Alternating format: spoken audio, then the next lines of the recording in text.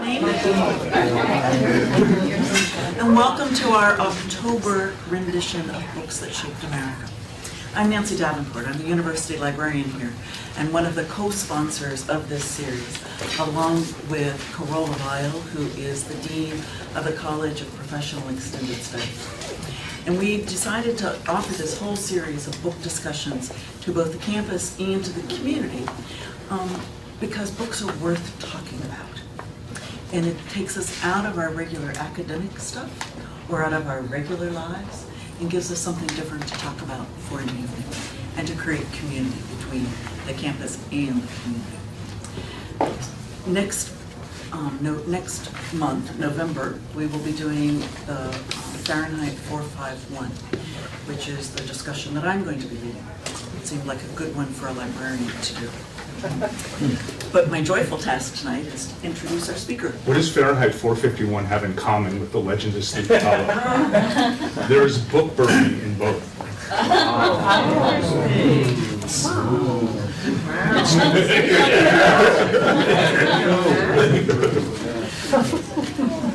So to lead us through this discussion, which I think is going to be a wonderful romp through this book, is Professor Louis Grossman.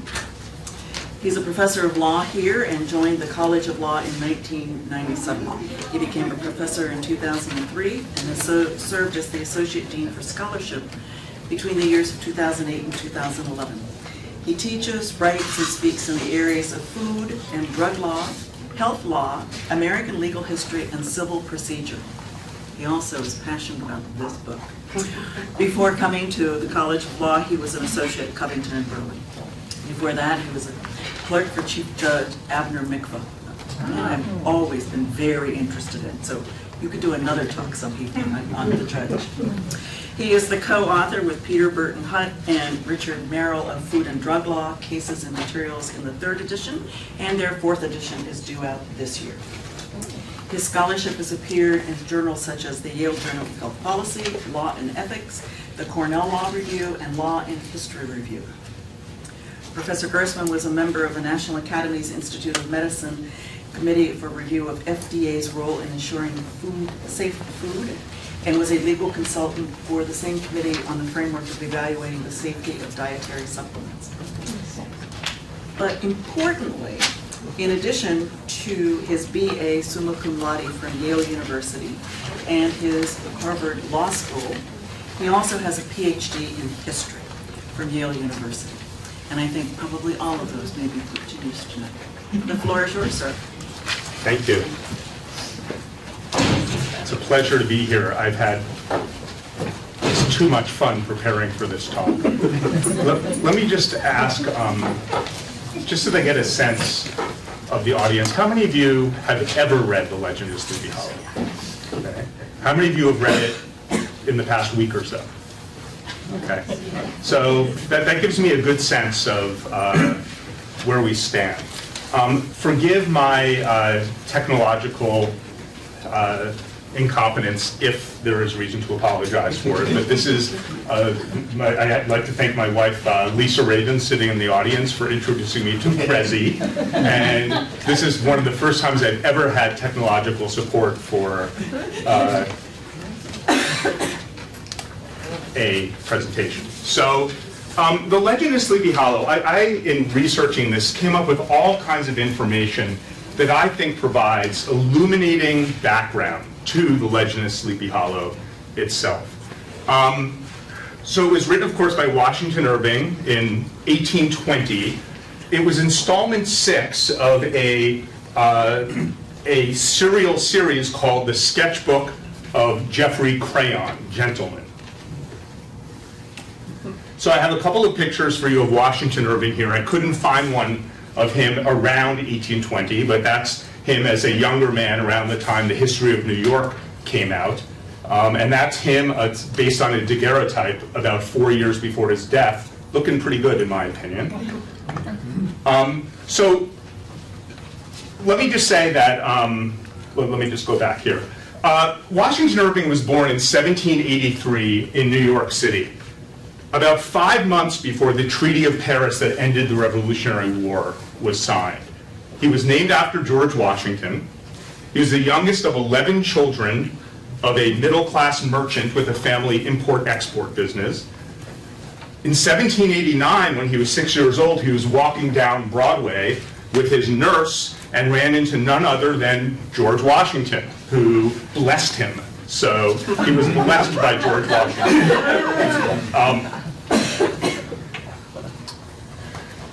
So there were a series of yellow fever epidemics in East Coast cities in the late 18th century, and a terrible one hit New York in 1798. This is a map of the incidence of yellow fever. Why is this relevant? Because Washington Irving's parents were so concerned about him that they sent him out of the city to ride out the epidemic elsewhere. Where did they send him? They sent him to Tarrytown, New York. So he went to Tarrytown, New York to stay with a friend, and while there, he explored the environs of Tarrytown, New York, and came upon a nearby village called Sleepy Hollow. So this structure still exists. It's the old Dutch church in Sleepy Hollow. Sleepy Hollow's population was made up largely of the descendants of the original Dutch settlers of New York. This here is the graveyard where the Headless Horseman is buried. So you can still visit it today. And Washington Irving was clearly very, very impressed, moved by Sleepy Hollow, and he took additional trips there during his youth. Now, I'm going to now make it appropriate that this talk is in a law school, because there's something about Washington Irving that you may not know. Washington Irving was a lawyer. He rejected going into his family's import-export business, and in 1799 he started working at a law office. In 1801 he transferred to another law office of one Henry Brockholst Livingston, who was the author of the dissenting opinion in the famous Pearson v. Post fox hunting case, and later an Associate Justice of the United States Supreme Court from 1807 to 1823. In 1802, he changed offices again and went to read law with this man, Josiah Ogden Hoffman, a prominent Federalist lawyer who had been the Attorney General of New York. Washington Irving hated the law. He despised it. And this is going to be important as we talk about the book today. He complained in letters about, quote, this wrangling, driving, unmerciful profession. He always saw the legal profession as both spiritually and practically diametrically opposed to his preferred life as a writer of fiction. In 1806, he was admitted to the bar by his own confession, more through courtesy than merit. And all through this period, he became an intimate of the Hoffman family, especially her. This is Washington Irving's Katrina Van Tassel. It's Ogden Hoffman's daughter, and he absolutely fell head over heels in love with this young woman. Ogden offered Washington Irving Matilda's hand in marriage, as well as a partnership in his firm, on one condition, that he prove himself to be a capable attorney. So this was the deal. Washington Irving had to become a good lawyer, study law, and then he could marry his loved one and have a successful life as a lawyer. Washington Irving, totally in love, was utterly miserable about this bargain. I could study anything else rather than law, he said, and I had a fatal propensity to bell let. So, in any case, he goes through the early 19th century sort of depressed, frustrated, trying to make it in a profession that he didn't enjoy, that he found deadening, but also necessary in order to win the hand of his loved one. And then in 1809, Matilda, like you would expect in an early 19th century romantic novel, dies suddenly of consumption. So Matilda dies in 1809, and Washington Irving lived out his life as a bachelor with a broken heart. and as far as I can tell, never picked up a law book again. The only reason he was clinging to the law was Matilda. So very shortly after her death, he published a book that he had been working on while he was also trying to master the law, and it became a sensation. It's called A History of New York, under the pseudonym Dietrich Knickerbocker. I will tell you, by the way, that you owe the name New York Knickerbockers to Washington Irving. You owe the New York Knickerbockers who preceded, the early baseball team. That's Washington Irving, and the name Gotham, like Gotham City, is also an invention of Washington Irving. So in any case, Dietrich Knickerbocker was his pseudonym, a fictional old Dutch historian. And this was a satirical history of New York during the Dutch period. And it was very, very popular and clearly established Irving as a force to be reckoned with in the writing world. Then came the War of 1812. The War of 1812 was a disaster for the Irving family trading company. So in 1815, he was sent by his family to try to salvage the business in London. He ended up staying in England from 1815 until 1821 and staying in Europe until 1832. So that was 17 years before he came back to the United States. In 1817, he traveled to Scotland, the homeland of his father's ancestors, and he met and became fast friends with this fellow, Sir Walter Scott. Sir Walter Scott, the famous Scottish author of Ivanhoe, Rob Roy, Lady of the Lake. These two men shared a lot in common. Like Washington Irving, Walter Scott was the most popular author in his land. He was a representative of the Romantic literary movement, and he was also a lawyer. So you can imagine they had a lot to talk about while looking at the heather on the hills in Scotland. One interesting thing about Scott, and again, this is very important to the Legend of Sleepy Hollow, he was fascinated by oral tradition and folklore. So it turns out that this is probably the time that Washington Irving learned about headless horsemen in German folklore and legend and in Scottish folklore and legend. So there were two Grimm's fairy tales that embodied old German legends about headless horsemen. As you can see, or not, this was a headless soldier in Germany, German folklore. And maybe even more to the point, this is Ewan the Headless. So there was a very popular Scottish legend having to do with clan warfare, and a character named Ewan the Headless, who was a headless specter riding around. And I don't know if you can tell, but he's wearing tartan there, but no head. So this clearly had a big impact on Washington Irving.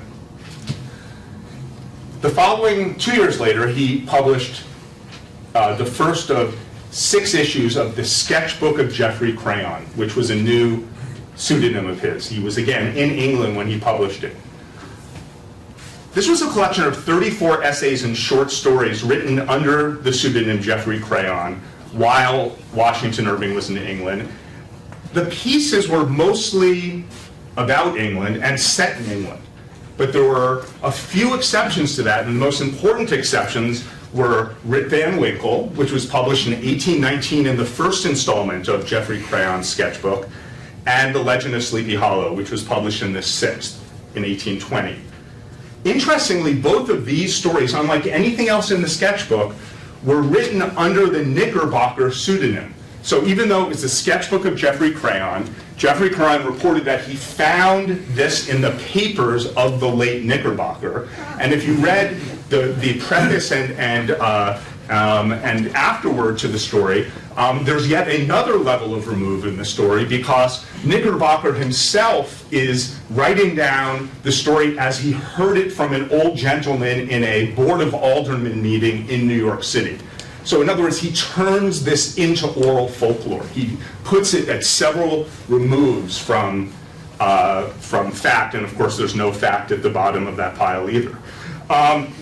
So the sketchbook became a huge sensation in the United States and in Britain, due largely to these two stories.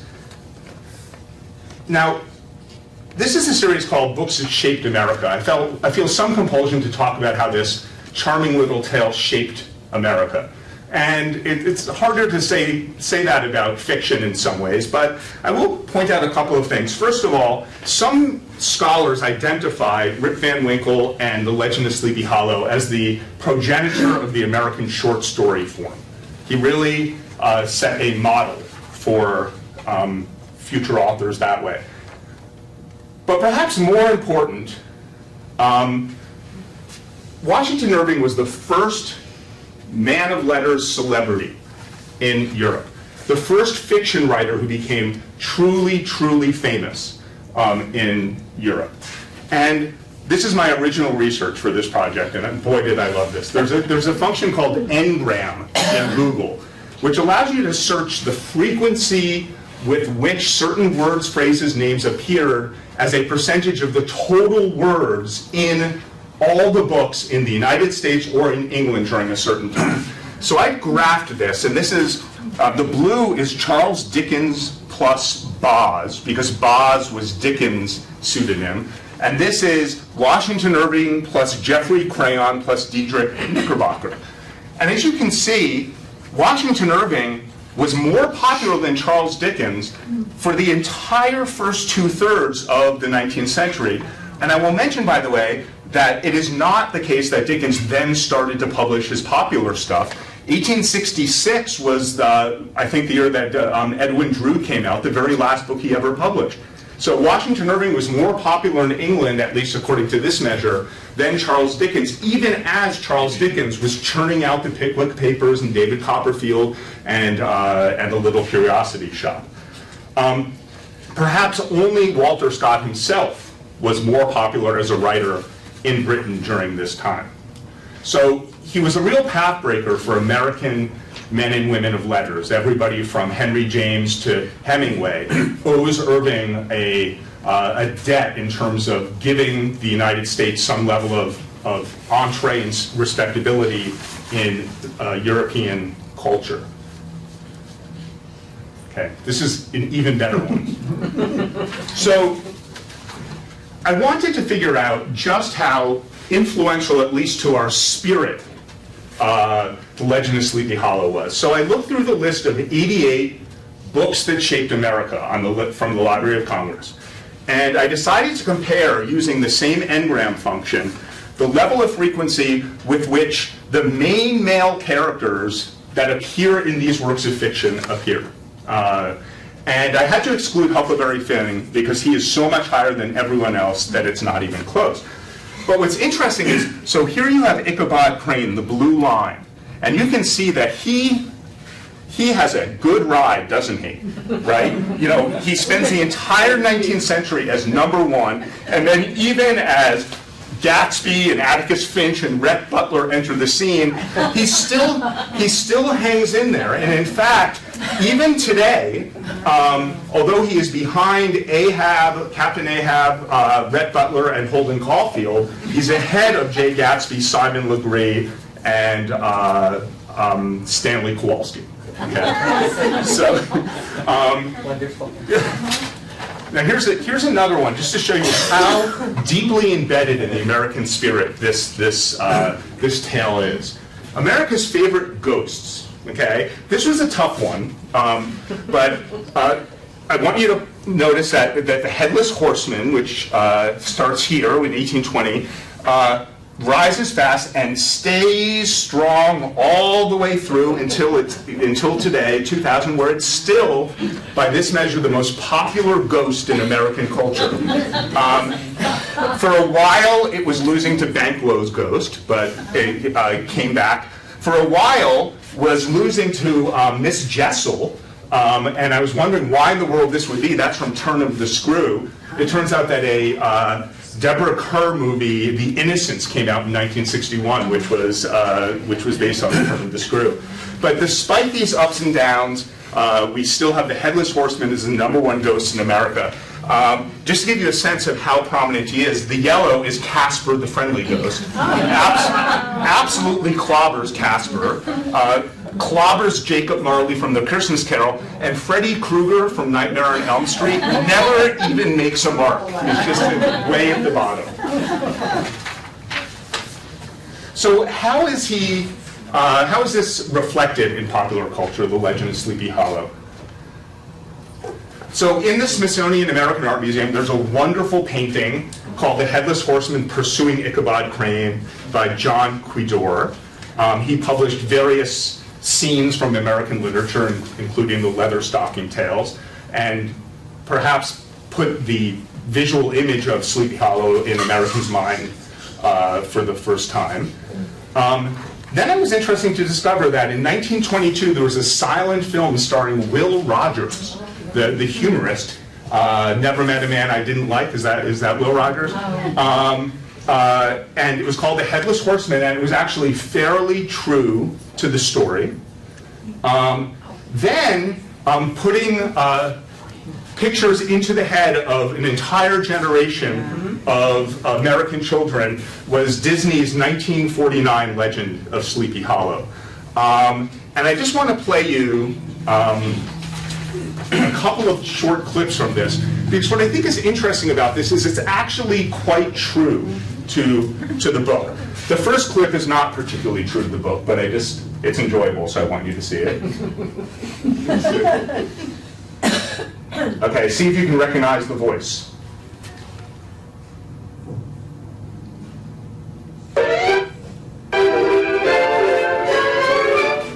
Who's that coming down the street? Are they shovels or are they feet? Eight and 90, skin and bone, with clothes scarecrow, with hate and bone. Get me past the strip. Okay, so you get that idea. It's the new schoolmaster. What's his name? Ichabod Crane. And that stupid line will be in your head for the next 3 days. Okay? But here's where I think it gets really interesting, because I think it's very, very true to the book. Let's see.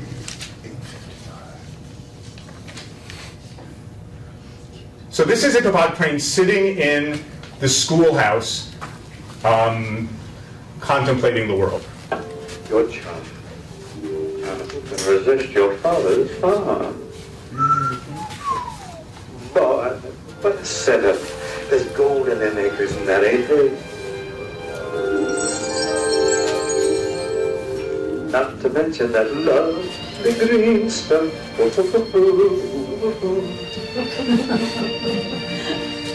Oh, Katrina, my sweet, my treasure. Treasure that finds a gold mine. How I'd love to hit that jackpot. Dear Katrina, Papa's only child. Papa. Well, the old goat can't take it with him, and when he cuts out, that's where I cut in. Okay, so you get the idea. Poor little rich kid. So, I think it's fair to say that Ichabod Crane is not an unadulterated hero in the book, and he, as you can tell, he is not in the Disney movie either. And this, I think, is the image that so many American children have of the legend of Sleepy Hollow. It's not shown anymore, this movie, because it shows men drinking. So it's on the effectively banned list. Disney won't show it anymore. I was a stamp collector as a kid, and one of my very favorite stamps was this stamp, an absolutely gorgeous stamp in my view. And then came 1999's Sleepy Hollow, directed by Tim Burton, reinserting the tale into the head of Americans. In this movie, Ichabod Crane is a late 18th century New York City detective sent to Sleepy Hollow to try to solve a spate of beheading murders using modern crime-solving techniques. I watched it this weekend for the first time, and I think it's awful. I just didn't like it at all. My wife Lisa will back me up on that. So just when you think Sleepy Hollow could not become more popular, it is now one of the biggest hits on TV. Fox TV 2013, one of the highest rated programs of the new season, playing against Monday Night Football.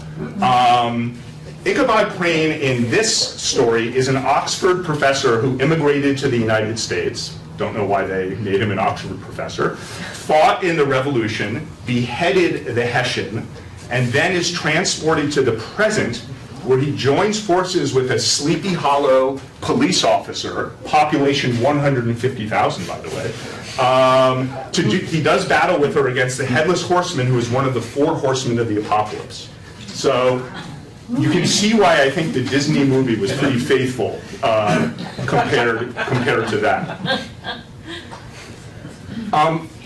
So I circulated a list of questions to think about, and you can very deeply mine this story in so many ways. It says so much about attitudes, or at least Irving's attitudes towards America and the tensions in America at the time. I'll just, in case any of you don't have it, I'll just read the questions briefly, and then I'll open it up to discussion. I don't want to lecture. I want people to raise questions, and if I have to lecture, I'll lecture. You'll never stop me from doing that if I'm given an opening. But here's some questions to ask. What does the legend of Sleepy Hollow have to say about the capitalist ethos and the demographic mobility of early 19th century America? What does it have to say about the contrast between America and Europe? What does it have to say about the American Revolution and American history? And I thought about the American Revolution angle for the first time while I was preparing this talk. Think about the fact that the Hessian is, after all, a revolutionary soldier who is fighting for the other side and is the favorite specter of Sleepy Hollow. And one of the other favorite specters is Major Andre, the British co-conspirator of Benedict Arnold, who was captured under a tree in Tarrytown and is said to haunt Sleepy Hollow. What does the legend of Sleepy Hollow have to say about intellectual versus artistic pursuits? And I think contained in this question is a lot of autobiographical reference to Washington Irving as lawyer versus Washington Irving as writer of fiction. And that goes to my next question, and it may surprise you, but I think that the answer is lots. What does the legend of Sleepy Hollow have to say about law and lawyers? And I read through it looking for messages about law and lawyers and found it rich with references to law and lawyers. What does the legend of Sleepy Hollow have to say about romance, about chivalry? What does the legend of Sleepy Hollow have to say about the function of storytelling in a traditional culture? Why does Washington Irving refer so much to food and eating in the legend of Sleepy Hollow? And finally, why is the legend of Sleepy Hollow still so deeply woven into our national consciousness 2 centuries after it was written? So those are some questions to think about, and I want to open up the floor to see whether anybody has any thoughts on any or all of these things, or not. Anyone? Oh, come on. Yeah. So I'm going to actually throw back the question to you on law and lawyers, because it is intriguing to think about how the references of law and lawyers are veiled and not so veiled in Sleeping in the legend. Is it all about perpetuating the image of lawyers as henchmen and the sort of negative images that we have in popular culture around lawyers? Or did you find some positive references? Nothing. I found nothing positive. So, for those of you who haven't read the book in a while, it ends with a curious kind of catching up of what happened to Ichabod Crane if he wasn't killed and turned to a ghost. Others say that what actually happened to him is that he changed his quarters to a distant part of the country, had studied law, had been admitted to the bar, turned politician, electioneered, written for the newspapers, and finally been made a justice of the 10-pound court which was a court in New York City. This cannot be an accident that Irving says this about this Yankee invader to Sleepy Hollow. He associated him with law again and again, and in a very, very negative way. Let me just give you 2 instances I see of negative associations of law. And this is also based on other negative associations with law that Irving makes in History of New York. First of all, what book does Crane carry around with him? Cotton Mather's History of New England Witchcraft, which, by the way, is a pretend book. There was never any such book, the History of New England Witchcraft. Irving says he was a perfect master of Cotton Mather's History of New England Witchcraft, in which, by the way, he most firmly and potently believed. Cotton Mather was, many people say that he was actually more responsible for the conduct of the Salem witch trials than any other person.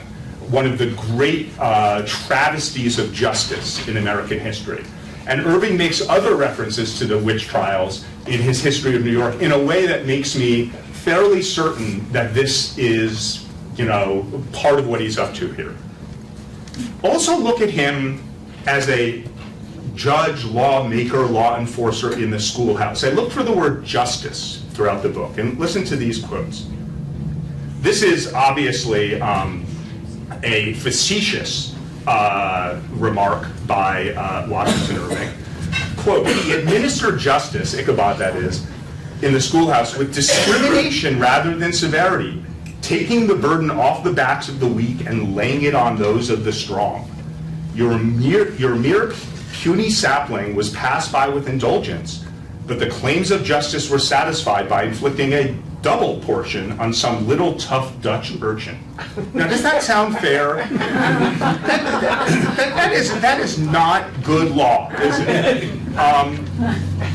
It says elsewhere, in his hand he swayed a ferule, which is a long ruler that you could use to whack kids. That scepter of despotic power. The birch of justice reposed on 3 nails behind the throne, a constant terror to evildoers. He's called the flogger of urchins elsewhere. And so I really think that there's, throughout the tale, these allusions to this cynicism that Irving has about law, lawyers, judges, the very possibility of Republican order based on law. The one interesting, I don't know exactly what to make of this, I'm making this up, but Brom Bones, Irving says this about him, or Brom Bones being the Dutch competitor for Katrina's heart, who either did or did not dress up as the Headless Horseman to chase Ichabod Crane out of Sleepy Hollow. Irving says, with the ascendancy which bodily strength always acquires in rustic life, Brom Bones was the umpire in all disputes, setting his hat on one side and giving his decisions with an air and tone admitting of no gainsay or appeal. Now, this doesn't sound like great law either, but the neighbors looked upon him with a mixture of awe, admiration, and goodwill.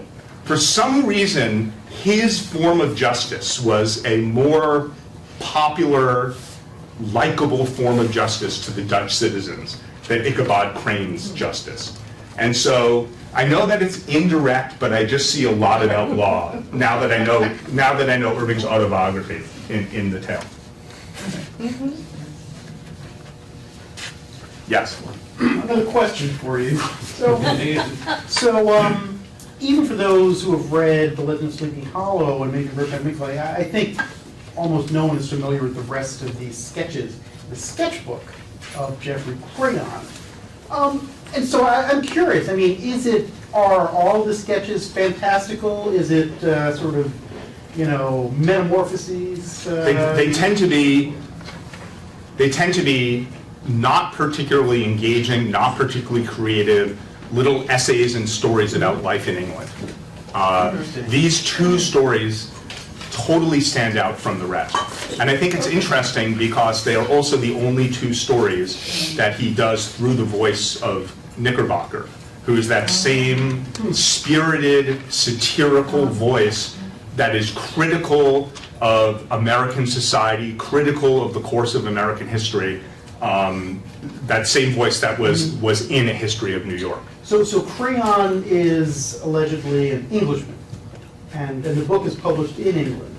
Well, it's simultaneously published in England and the United States, and in 7 issues in the United States and in 2 in England. I should tell you, by the way, as an intellectual property lawyer, Washington Irving was an early pioneer in trying to get copyright protection over his works, and came up with some kind of complicated distribution scheme in order to avoid the almost inevitable rip-off versions of the book that emerged every time somebody published something. Oh, in the United States, where... And in England, yeah. Yeah. What else? What does the Legend of Sleepy Hollow have to say about the capitalist ethos and demographic mobility? Any thoughts on that? What is? Let me state it more broadly. Ichabod Crane clearly represents a danger. What kind of danger, and to what does he represent? I don't even know if that sentence is grammatical. He is what kind of danger, and what is he endangering? Anyone?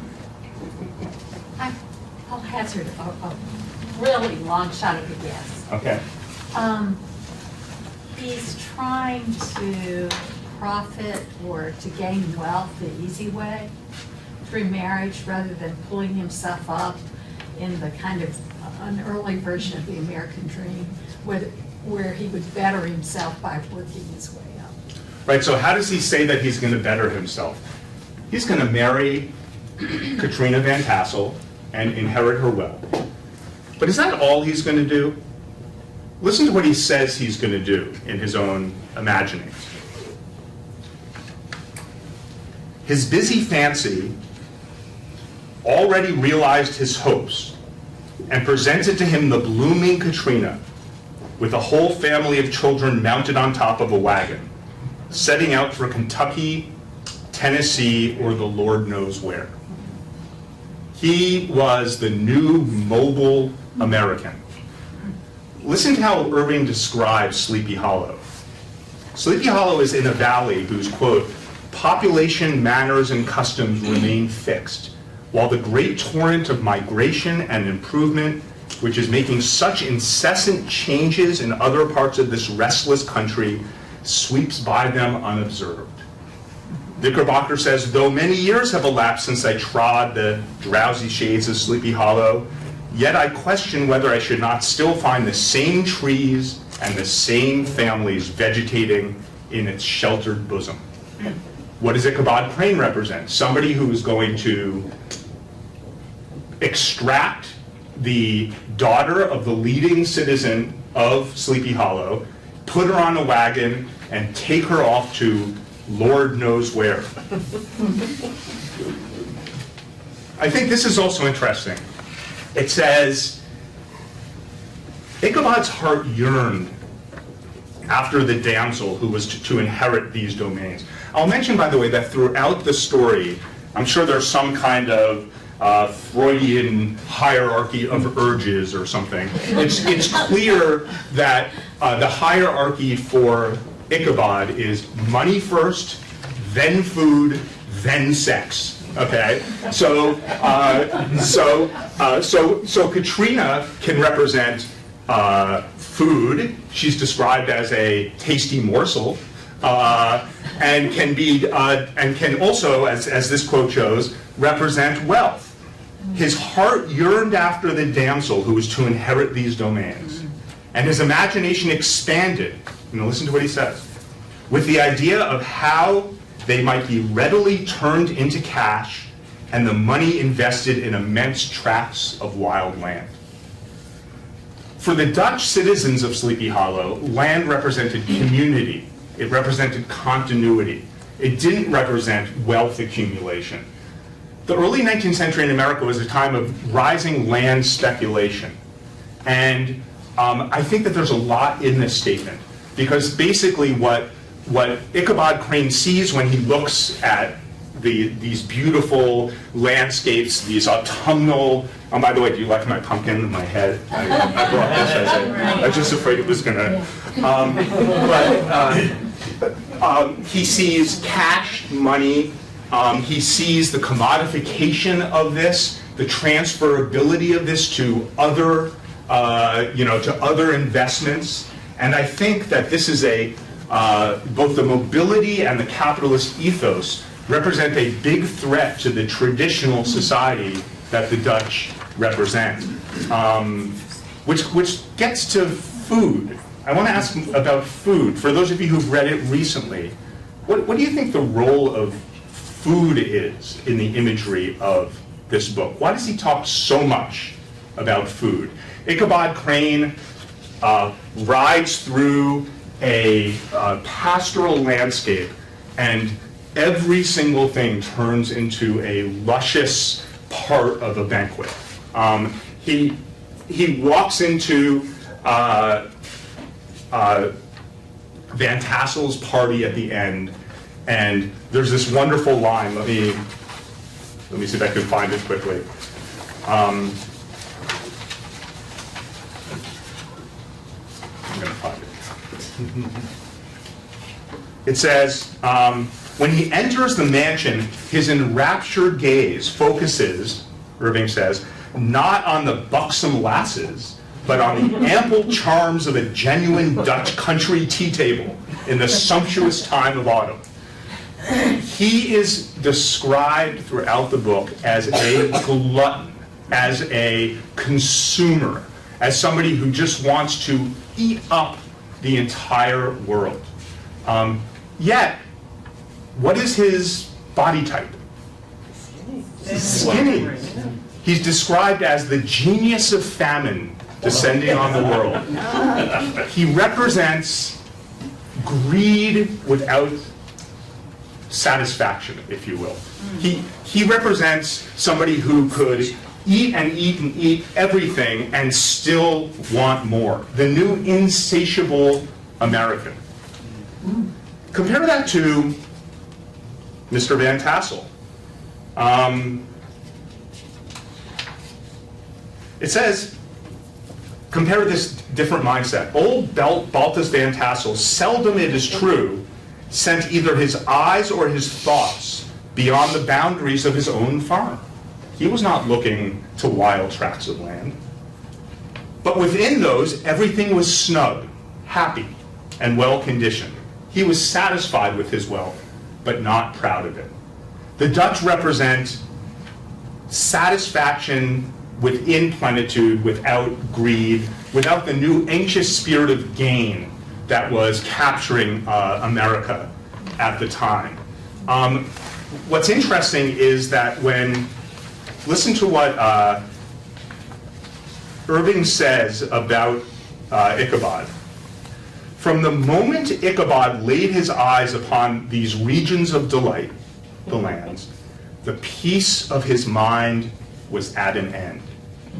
And his only study was how to gain the affections of the peerless daughter of Van Tassel. The peace of his mind was at an end. Tocqueville, 10, 15, 20 years later, had this to say about the United States. It is strange to see with what feverish ardor the Americans pursue their own welfare, and to watch the vague dread that constantly torments them, lest they should not have chosen the shortest path which may lead to it. A native of the United States is hasty in grasping at all within his reach. At first sight, there is something surprising in this strange unrest of so many happy men, restless in the midst of abundance. To me, Ichabod Crane represents Tocqueville's American in democracy in America. I'll give you another interesting quote from Tocqueville. I was speaking about the threat that the mobility of Ichabod Crane presents to the community. Tocqueville says in either 1835 or 1840, Democracy in America came out in two portions. He says, in the United States, a man builds a house to spend his latter years in, and he sells it before the roof is on. He plants a garden and rents it just as the trees are coming into bearing. He settles in a place which he soon afterward leaves to carry his changeable longings elsewhere. Isn't that Ichabod Crane? The wanderer, the itinerant. He's described as an itinerant again and again throughout the story. He doesn't even have a home in Sleepy Hollow. He moves week to week to other to families' houses to stay. He carries all of his worldly possessions around in a bundle made of a handkerchief, which is recovered after his mysterious disappearance at the end of the book, and basically just contained a few clothes and a couple books or something. He is the spirit of the new America in a way that I think Washington Irving found very dangerous. Yes? I want to say something about the Headless Horseman. Oh, let's talk about the Headless Horseman. And I can't relate it to the book because I haven't read it in 50 years and this is all new to me. But it seems to me, and I was reflecting on the chart that you posted about the popularity of the image, it seems to me it's kind of a handy, off-the-shelf metaphor that we can use almost universally for any kind of threatening scourge. We could use it today, October 15th, to represent the Republican caucus. For the global economy. I mean, here, headless, therefore mindless. And, it's a real handy thing. So even without Ichabod Crane, you got a wonderful thing going. With the Headless Horseman. Yeah, the Headless Horseman is just a wonderful, wonderful I mean, image. it's just on the horse, moving around, the epitome of transport and flexibility. The one thing I will say, by the way, about the Tim Burton movie is he does make clear how horrifying a stampeding, headless horse, that's the wrong word, but you know what I mean. Just on this huge horse thundering towards you with his sword ready to, it's very, very scary. It's quite an image. And it's really one of the only ghostly images that's inserted into the American consciousness and world literature but by an American author. How about the fact that his head is a pumpkin? I also think that that's interesting. Again, mindless. Yeah, certainly mindless. But pumpkins appear repeatedly throughout the story. They appear as symbols of the plenitude of the American farm. Ichabod Crane twice, he looks at pumpkins in the field and converts them in his dreams into luscious pumpkin pies, right? I think that there's something very symbolic about the fact that the story ends with a shattered pumpkin on the ground and Ichabod Crane gone, sort of representing the shattered gluttony and the shattered greed and the shattered, desire to just consume everything that Ichabod Crane had. So does that make this story a morality tale, where the Headless Horseman is not just evil and bad, but also is, since you mentioned Freud earlier, is a return of the repressed, is like essentially represents Ichabod Crane's greed coming back to haunt him, and represents his own projections coming out to get him and kill him. Yeah, and the other interesting thing is who else besides the Headless Horseman is described repeatedly as an apparition or a spirit? Ichabod Crane. Yeah. Ichabod Crane himself is no such apparition had ever been seen riding through town. And at the end of the story, how does the community protect itself from the flow of history and modernization? It basically turns Ichabod Crane into exactly the same thing it turned the Headless Horseman into. Rather than an actual historical figure, it turns him into a ghost that haunts Sleepy Hollow. The legend of Sleepy Hollow is as much about Ichabod Crane as it is about the Headless Horseman. The story ends with two ghosts. And I think that the story reflects in that way the way that folk tales and oral tradition can help cushion, protect a community from the pressures of change and modernization. He's turned into a timeless apparition rather than an intruder, a historic intruder into the town. I see a young lady over here has a question to ask. Why does Katrina want to marry Ichabod Crane if he is selfish because he like travels from house to house trying to get food and sleep?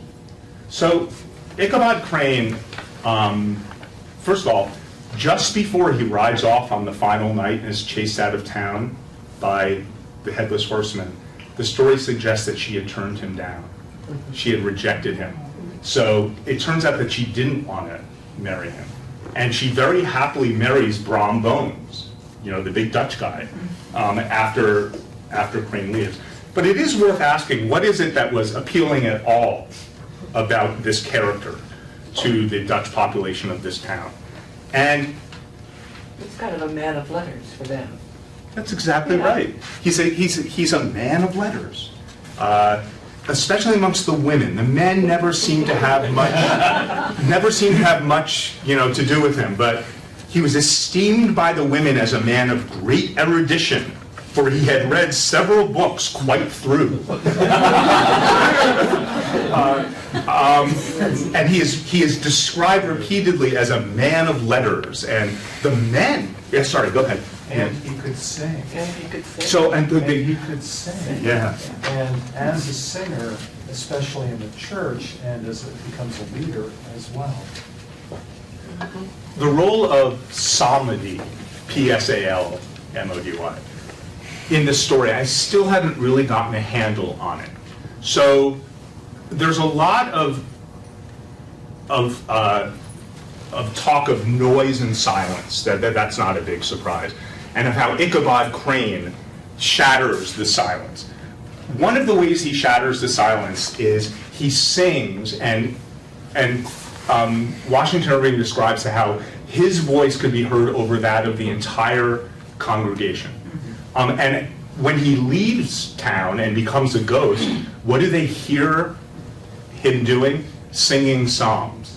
And I'm having trouble. I mean, I don't know if anybody has any ideas about this, but what is the significance of that? I don't know what the significance of that or the role of religion generally or music is in this. There's some inconsistency too. If he is the other, he's the outsider, it's one reason they would comfortably accept Brahms' version of justice, which is no better than Ichabod's, but he is one of them. And Ichabod is the transient who's not going to be there. But they also have Ichabod not as just as the man of letters, but as the most superstitious of characters. Yes. He sings the Psalms to reassure himself and distract himself from the fear of ghosts and goblins when he is walking home. And that seems to be inconsistent with this person who is focused strictly on greed, rapaciousness, how to convert what's there into something he will take with him elsewhere to build his fortune. He is in many ways the embodiment of very old world superstitions. So how does that? Yeah, and I haven't really gotten a handle on that. And, you know, and the fact of the matter is that, you know, he represents, you know, Cotton Mather and old.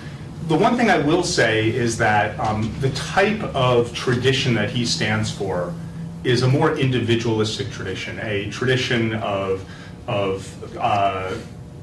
you know, tales and stories and things related through books rather than through oral tradition.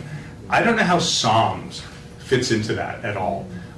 There's fascinating bird imagery throughout the story. His name is Ichabod Crane. And the birds are described right at the beginning, the first paragraph of the story, as sort of the only thing that disturbed the slumbering stillness of Sleepy Hollow. But the birds that, you know, disturbed it were not disturbing it so much. They were whippoorwills, and however you say that, whippoorwills, and robins and things like that. And then this big, gawky, almost like a Disney character, Crane, comes in, and he's loud, and he sings psalms louder than anyone else, and his song is in some way disruptive rather than part of the music of the land. And there's a lot there, and I haven't really figured it out. Yes, Mary? I think, Louis, that you're both onto something, and my thoughts on this are just really sort of fact-formed, and I haven't read it in 50 years either, but there's kind of an indictment here of the kind of puritanical ethos. I don't know whether there's a regional kind of prejudice also going on, because he comes from Connecticut, he comes from New England. There's the reference to Cotton Mather, the reference to the songs.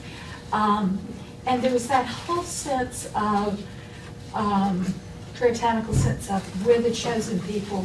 Providence brought us to these shores to take advantage of this earth, to rape and pillage, if you will. We're going to, our beliefs make us strong. We're going to prosper because we're God's chosen people, that sort of thing. Yeah. So it all ties in, I think, with what you've been saying. Yeah. I mean, I think in certain ways, Ichabod Crane is a Connecticut Yankee in King Arthur's court. They make no mistake about the fact he's from Connecticut. He represents Connecticut, meaning sort of New England America, in the mind of Irving. He's the only character in the story who doesn't have the word van in front of his name. He's the only one who, according to Irving, does the labor of the head. And he describes Connecticut as that state that churned out legions of pioneers of the mind as well as of the land. And there's something interesting going on there. Again, maybe having to do with law, having to do with Washington Irving's vision of learnedness and books of a certain pompous quality that he rejects as somehow negative. Yes. Yeah. Yep. I'm really pleased that those of us who haven't read it in 50 years still have some license to talk about this, because just integrating from the conversation here, I'm thinking of a story, a novel of manners, and here's Washington Irving taking up residence in England post Jane Austen, and maybe he read a little Jane Austen while he was there. And as I hear the discussion, I hear Ichabod Crane being described as a kind of anti-hero fraud that we see in Pride and Prejudice. This really very pure character is rotten at the core. Yeah. Although we're not supposed to hate him, I don't think. No. All the women love them. Actually, there's a couple people who haven't spoken yet. Sir and sir? Yeah. Go ahead. Oh, thank you. But I was going to say, sort of add on to what everyone's saying, is I feel like there's a huge stigma of Ichabod Crane not belonging in Sleepy Hollow. Like, he's the one who's completely different. What you said before about the birds, there are no cranes in Sleepy Hollow in that general area. It's all smaller birds. So it's sort of, he came out of nowhere. He doesn't belong in that location. I think there's sort of a stigma of that going along.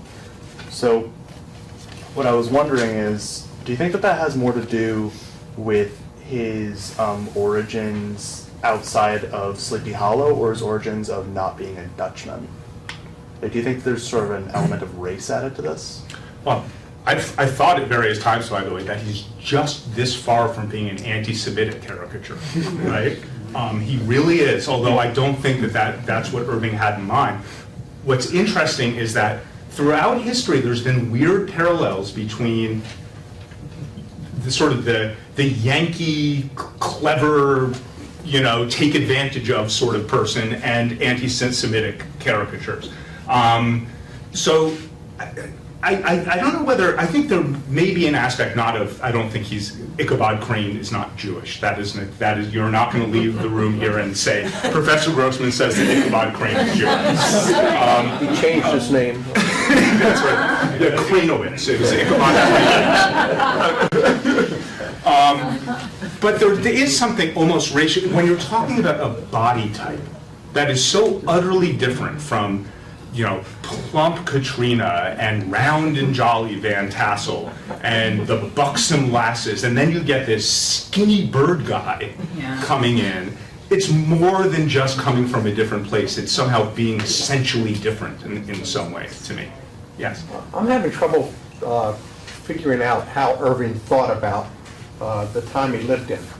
On the one hand, you've described Ichabod Crane as this restless, greedy, always on the move, not a very attractive character. But when he describes Sleepy Hollow, he doesn't present that in a very positive, idyllic way either. It's more kind of a stuck in the mud, kind of not doing anything. The world's passing them by. And so he seems to be kind of negative to both sides. How did he actually feel about the times they lived in? So I don't really sense the same level of negativity about the Dutch.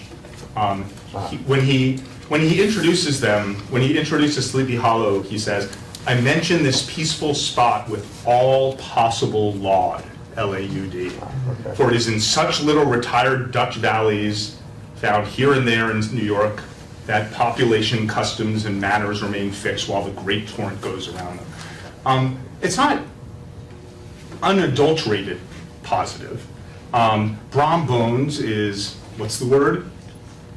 Ratatouille. Rat in the... A ratatouille? No, rat local or rat... But a rapscallion, basically. Yeah, no, but that's not the word he uses. It's some word that I never... Raminpole. Rantanpole. There's kind of like a... there's a bullying. I mean, like, if a child were to read about Brom Bones, you don't need to, speak to a school psychologist to understand what Brom Bones is. He's a bully, and he's the leading bully. And he pulls pranks on people and tricks people, and ultimately pulls the biggest trick of all, the biggest prank of all on Ichabod Crane, which you could, I guess, describe as a pretty mean trick. But what's interesting to me about the Dutch, and this I asked in the list of questions about chivalry, he was very taken by Sir Walter Scott and his stories of chivalry. And when I read when I read Washington Irving's description of Sleepy Hollow, I see him trying to make it into a rural American version of a chivalrous ideal in Ivanhoe or something. So the words knight errant of yore appear 3 or 4 times in the story. You just start to notice these things when you read, when you prepare for this. So Ichabod Crane is once explicitly distinguished from a knight errant of yore. He is no knight. And then he is once compared to a knight errant of yore, but in jest, because listen to what Washington Irving says after he describes him as a knight errant of yore. He says, "But it is meet I should, in the true spirit of romantic story, give some account of the looks and equipments of my hero and his steed. The animal he bestrode was a broken down plow horse that had outlived almost everything but its viciousness." This is very Quixote-like, right? This is Don Quixote. Ichabod was, and it works all the way through. Ichabod was a suitable figure for such a steed. He rode with short stirrups which brought his knees nearly up to the pommel of the saddle. His sharp elbows stuck out like grasshoppers. He carried his whip perpendicularly in his hand like a scepter, and as his horse jogged on, the motion of his arms was not unlike the flapping of a pair of wings. And So it's clear that that's in jest, right? I mean, that's probably a Cervantes illusion. It's like, this is not a real knight errant. Brom Bones, by contrast, is described as having a rough chivalry. And he would, quote, fain have settled their pretensions to the lady, settled it with Ichabod Crane, according to the mode of the knights errant of yore, by single combat. But Ichabod Crane was too sneaky and cowardly to engage in such a combat. Irving says, to have taken the field openly against his rival, Ichabod that is, would have been madness. Ichabod therefore made his advances in a quiet and gently insinuating manner. Sneak. He's a sneak, not chivalrous at all.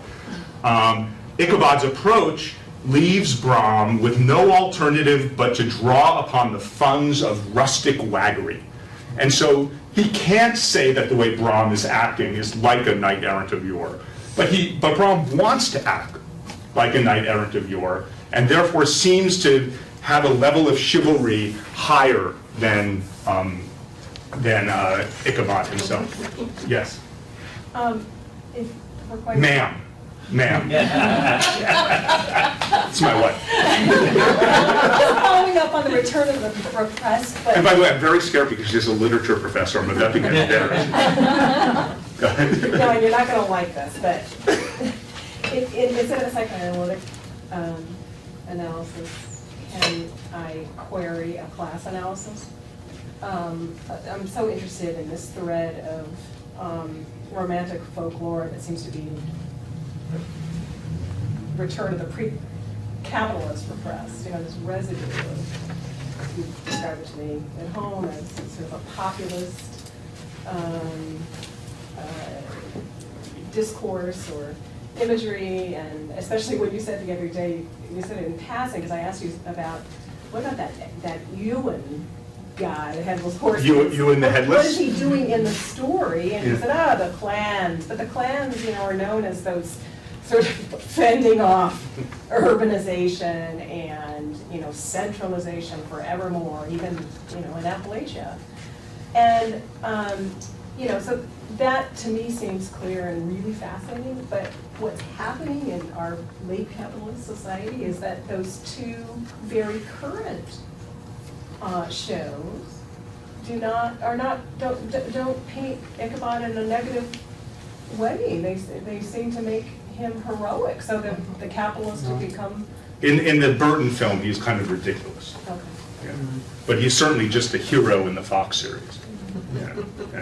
I mean, class is all topsy-turvy here, because on the one hand, it's Balthus Van Tassel, who's the rich one, whose riches Ichabod wants to acquire.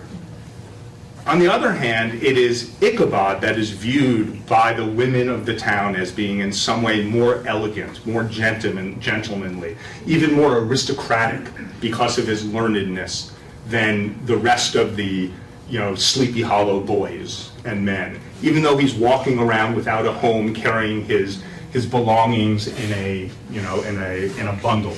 So I think there is a class story here, but I think it's a very confused class story. Maybe it's about old money versus new money, or I'd have to think more about it. Yes? I almost see it as Sleepy Hollow is Europe.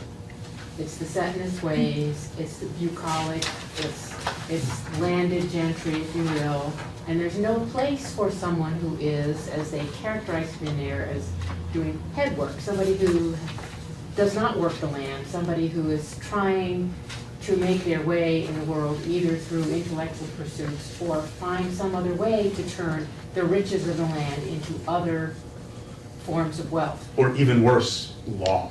Or even worse, law, or to take it elsewhere so that he is ejected, he is spewed out because the new world is made up, Americans are restless people with other ambitions, and they have moved on from that centuries of, if you aren't a landowner, you're nothing, If you aren't satisfied with what you've got in that spot, you have no place. Right, right. So I view it in some ways as, whether or not Washington Irving viewed it as a positive thing, it's kind of still an American story in that we move on, we take what we can, and we go and we build elsewhere. Right, so what does Washington Irving think about this progress and development? He's certainly at best ambivalent about it. He's definitely ambivalent about Right. it. Remember Rip Van Winkle, by the way, not to forget that other great tale. He wakes up into a completely different world. I mean, I said something about the American Revolution before. Is this a triumphalist vision of the American Revolution? Absolutely not.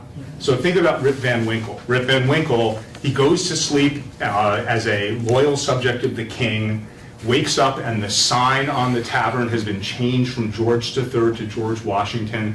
But, you know, and the people are electioneering and squabbling and stuff, and it's not being presented in a positive way whatsoever.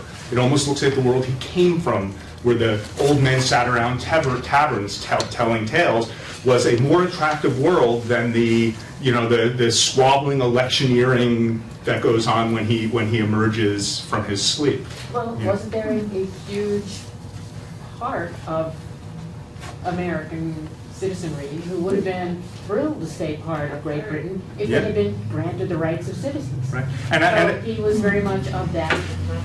He's probably somebody who was more distressed by the change and unsettled new country. I mean, our early stages make some of what we're going through now look not as terrifying as it is.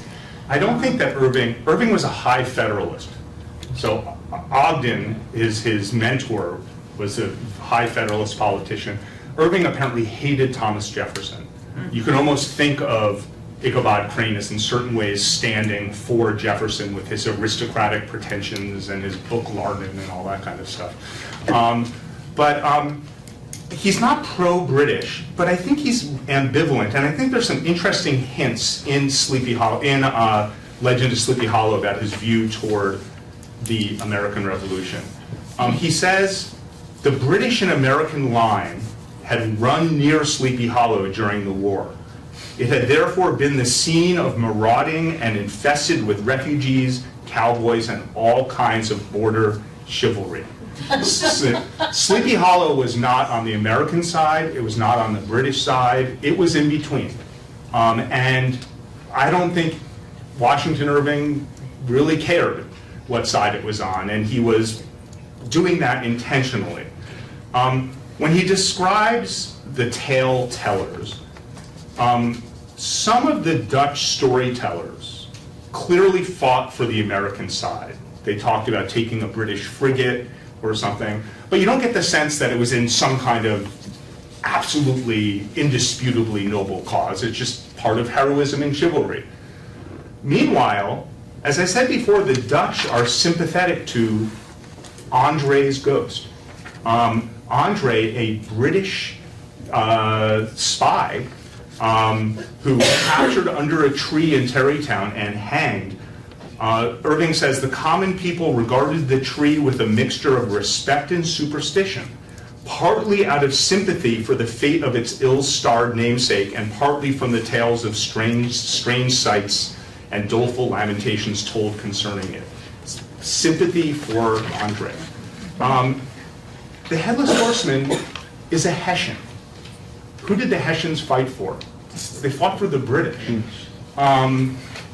Is the Headless Horseman completely an enemy or a villain to the Dutch? No. He is described as their favorite specter. They like the Headless Horseman. In fact, the Headless Horseman, while scary as all get out, ends up saving them, right, from Ichabod Crane. And he's a Hessian, which I think is also interesting. The connection to German folklore and German tradition, I think, is no mistake there either. But isn't it interesting that the people of Sleepy Hollow end up getting rescued by the ghost of a mercenary who fought for the enemy, from the American patriot? standpoint in the American Revolution. Yes? Okay. Well, first of all, so if Washington Irving doesn't like law, then why did he write a book about? Why did you write a book about law? Like, no, it's not about law, but why did he write a book with like law, some like laws? Why does he talk about law? Yeah. I think he talks about law because his entire life was set up as a struggle early on between his true love, which was fiction and dreams and romance, on the one hand, and law and books and struggle and ambition on the other hand. I may be taking this too far, but think about that story about him and Matilda and compare that to Ichabod and Katrina Van Tassel. So he loved Matilda, but he probably felt also like he was drawn to her in part because she represented the possibility of material success and a partnership in the law firm, even though he didn't necessarily enjoy the law. I see parallels there to Ichabod and Katrina Van Tassel. So I think that he talks about it as, you know, something that was very important to him when he was younger and that he's escaping from. And I think that the whole world of Cotton Mather and books and you know, men of letters, I think that that's wrapped up for him in the legal world to a large degree. So I have one brilliant observation that I just want to make before this is over, because I don't know if anybody's ever observed this before. There are two African American characters in the book. One of them is a messenger who arrives at the schoolhouse to deliver the invitation from Balthus Van Tassel to come to his grand party at the end. The other is a black musician. Well, there's two characters. There's also other African American characters, but there's a black musician playing the music at the party, and then black observers. And it is indeed true, by the way, that there was an African American population in the Hudson Valley. In fact, slavery persisted there for some time when it had disappeared from most of the North. But this is what I find interesting. The African American characters, the way they're described, are more like Ichabod than anyone else. So the messenger who brings the message is described as assuming an air of importance, which is exactly the kind of thing he says about Ichabod, and made an effort at fine language, just like Ichabod. The black musician is described as the quote-unquote itinerant orchestra of the neighborhood. Who else is an itinerant? Ichabod Crane is an itinerant. And when Ichabod was dancing, like Saint Vitus, he's described as this, in a fairly racist description of white eyeballs and white teeth and things like that, Washington Irving says that he was the admiration of all the Negroes, gazing with delight at the scene. What's this connection between Ichabod and the African American characters? I'm going to have to, in my next life as a literature professor, I'm going to have to think more about what that's all about. I'm not really sure whether it's an accident or not. So. Thank you so much.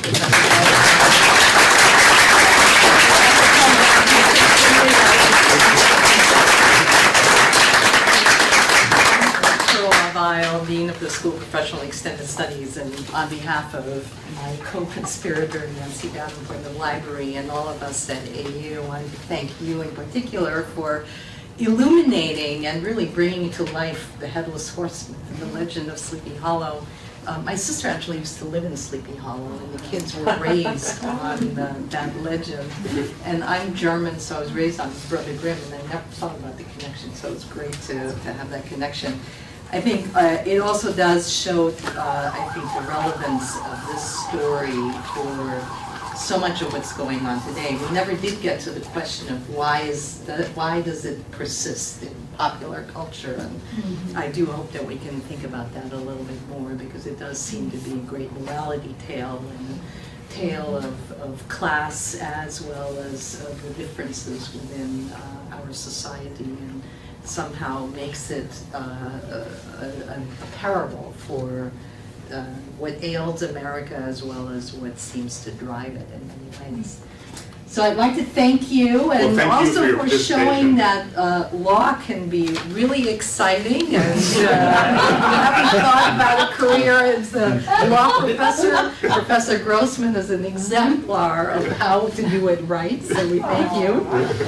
And I also want to encourage you to continue to come to our conversations. Thank you for coming tonight. If you haven't signed up, there are sign-up sheets in the back.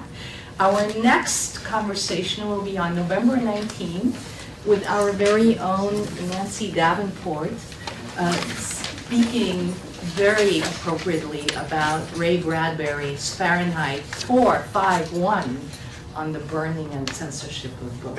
And just to, by the way, explain what I meant earlier, when Ichabod Crane leaves, they collect his belongings, and then they find in his belongings the Cotton Mather book, and they put it to the flames. So they burn his book. Well, thank you very much. Thank you.